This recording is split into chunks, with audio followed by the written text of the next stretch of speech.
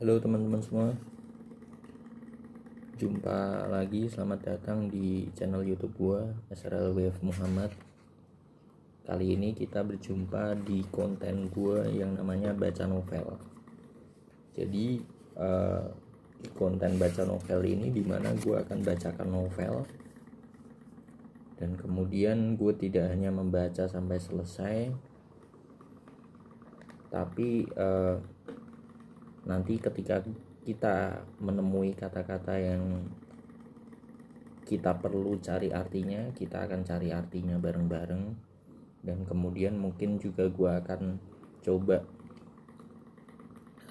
terangkan dari sudut pandang gue apa sih maksud dari cerita ini. Ini episode pertama ya, nanti akan berlanjut ke episode-episode selanjutnya.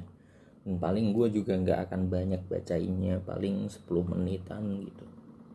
Oke, kita mulai saja. Kali ini novel yang gue baca adalah novel dari Eka Kurniawan, yang judul novelnya adalah Cantik Itu Luka. Kita mulai aja teman-teman.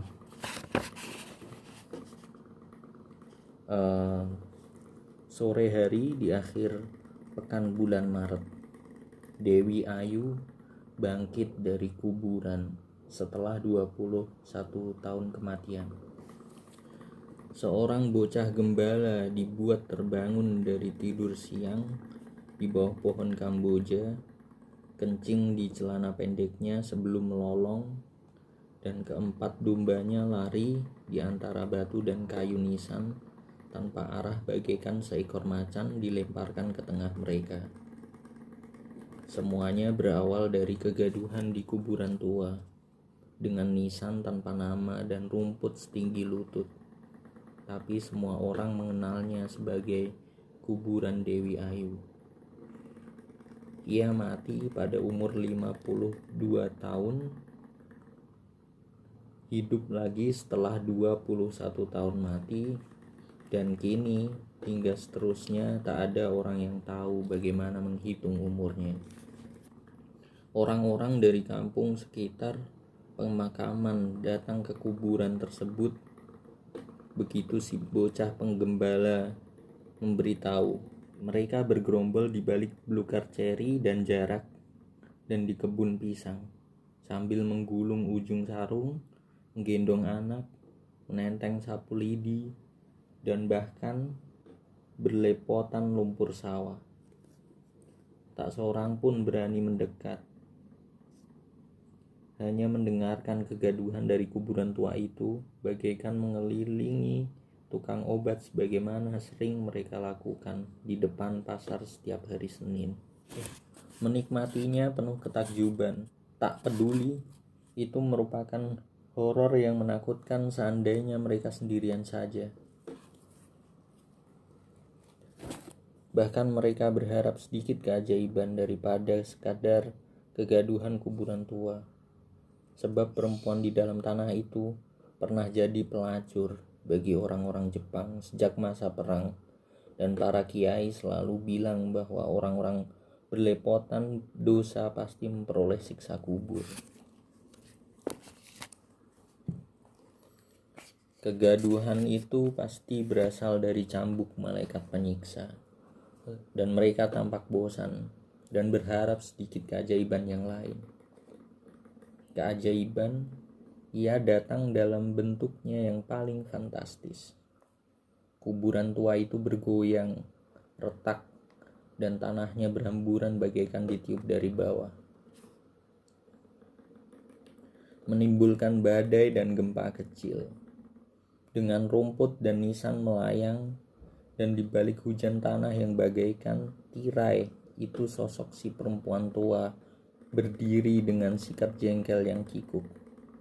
Masih terbungkus kain kafan, seolah ia dan kain kafannya dikubur semalam saja. Orang-orang histeris dalam teriakan serempak yang menggema oleh dinding-dinding bukit di kejauhan. Berlari lebih semrawut dari kawanan domba. Seorang perempuan melemparkan bayinya ke semak-semak, dan seorang ayah menggendong batang pisang.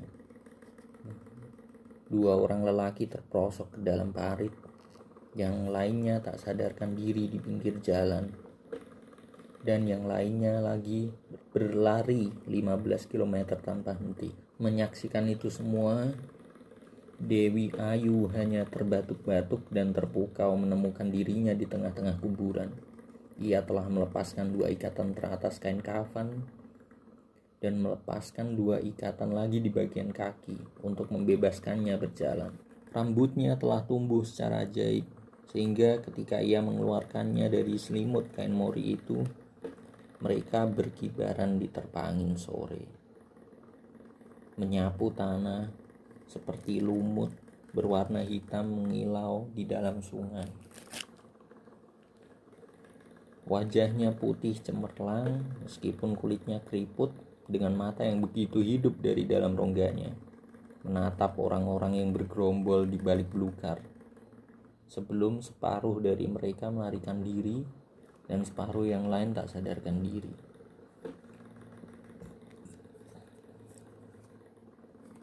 Ia mengomel entah pada siapa bahwa orang-orang telah berbuat jahat menguburnya hidup-hidup.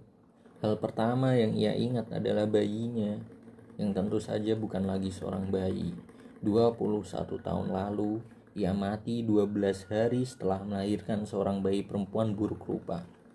Begitu buruk rupanya sehingga dukun bayi yang membantunya merasa tak yakin itu seorang bayi dan berpikir itu seonggok tai, sebab lubang keluar bayi dan tai hanya terpisah 2 cm saja.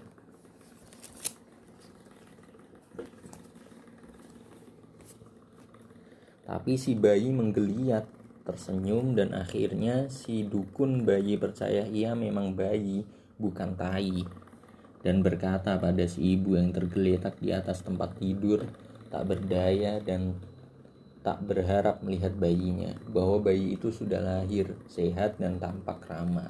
Ia perempuan kan? Tanya Dewi Ayu. Ya, kata si dukun bayi. Seperti 3 bayi sebelumnya, 4 anak perempuan semuanya cantik. Seharusnya aku punya tempat pelacuran sendiri, kata Dewi Ayu dengan nada jengkel yang sempurna.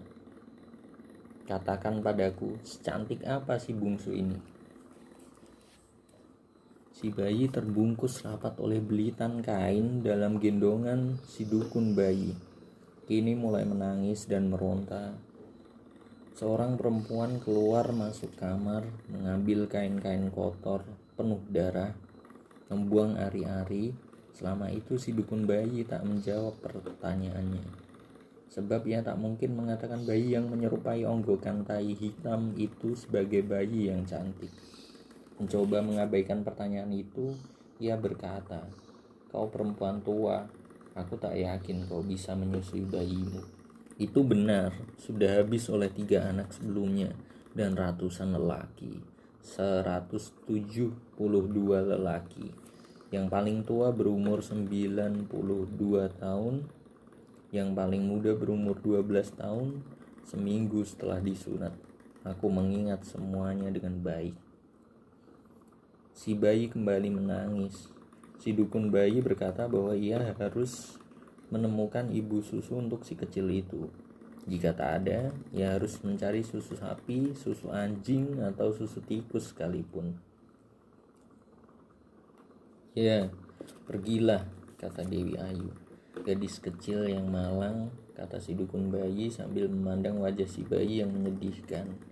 Ia bahkan tak mampu mendeskripsikannya, hanya membayangkannya sebagai monster kutukan neraka.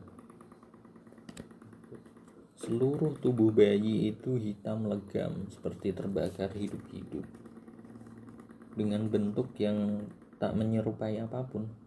Ia, misalnya, tak begitu yakin bahwa hidung bayi itu adalah hidung, sebab itu lebih menyerupai colokan listrik daripada hidung yang dikenalnya sejak kecil. Dan mulutnya mengingatkan orang pada lubang celengan babi, dan telinganya menyerupai gagang panci. Ia yakin tak ada makhluk di dunia yang lebih buruk rupa dari si kecil malang itu. Dan seandainya ia Tuhan, tampaknya ia lebih berharap membunuh bayi itu daripada membiarkannya hidup. dunia akan menjahatinya tanpa ampun. Oke teman-teman, kita berhenti sejenak untuk episode kali ini. Yang tadi kita baca adalah tentang Dewi Ayu ya, yang bangkit dari kubur,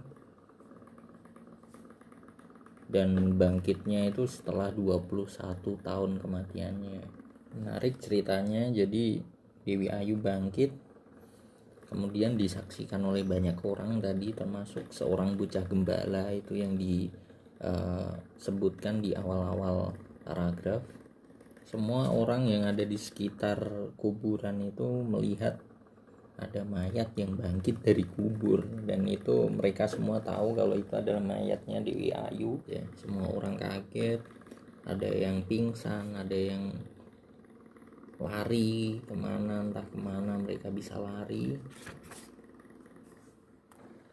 Dan ekspresi yang di sini ingin disampaikan oleh sang penulis juga ekspresinya Dewi Ayu yang tiba-tiba ngomel aja, ngapain nih gue dikubur hidup-hidup, intinya seperti itu. Dia ngomel-ngomel entah ke siapa gitu. Dan kemudian Dewi Ayu juga teringat oleh bayinya, bayi terakhir yang ia lahirkan, dan udah pasti bayinya itu udah bukan bayi lagi karena dia juga udah mati 21 tahun yang lalu, kemudian bangkit lagi. Di sini juga diceritakan kalau Dewi Ayu itu meninggalnya, matinya adalah 12 hari setelah dia melahirkan bayinya. Bayinya buruk rupa. Dia mungkin di sini masih belum diceritakan ya, apakah dia udah melihat bayinya atau belum. Di sini masih belum diceritakan. Mungkin di episode selanjutnya mungkin akan ketahuan dia udah melihat atau belum.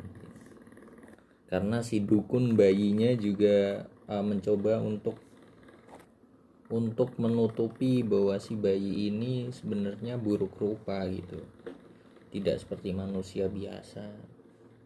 Dilihat wajahnya semuanya dalam warna hitam, dan tadi diceritakan mulutnya seperti apa, bahkan telinganya seperti panci gitu.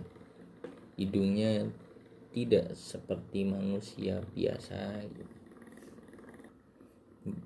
Bahkan di paragraf terakhir tadi gue baca juga bahwa misalkan si dukun bayi itu adalah Tuhan, dia lebih berharap untuk membunuh bayi itu daripada membiarkannya hidup, karena dunia akan menjadinya tanpa ampun.